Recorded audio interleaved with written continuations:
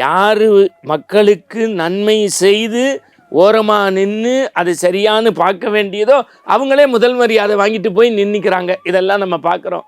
நான் சபரிமலையை பொறுத்த வரைக்கும் எந்த ரெக்கமெண்டேஷனும் கிடையாது. 18 படி ஏறுறதுக்கு ஒரே ரெக்கமெண்டேஷன் இருமுடி.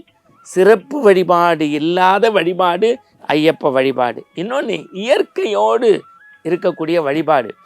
அந்த அப்பாச்சி மேடு நீலிமலையும் நீங்கள் சபரியிடமும் சரங்குத்தியும் ஏறி இறங்கிட்டா மனுஷனுக்குள்ள இருக்குல்ல ஆணவம், அது கரண்டு ஓடி போயிடும். எப்படி உடம்புல இருக்க வேர்வை தண்ணி வெளியில் போகிற மாதிரி யாராக இருந்தாலும் அப்பாடா ஒரு டம்ளர் தண்ணி கொடுக்க மாட்டாங்களா, ஒரு கடுஞ்சாயா கொடுக்க மாட்டாங்களா, ஒரு கப்பை கொடுக்க மாட்டாங்களா, ஒரு கஞ்சி கொடுக்க மாட்டாங்களா? ஏன்னா எல்லாத்தையும் துறந்து இயற்கையோடு வாழக்கூடிய நியதி.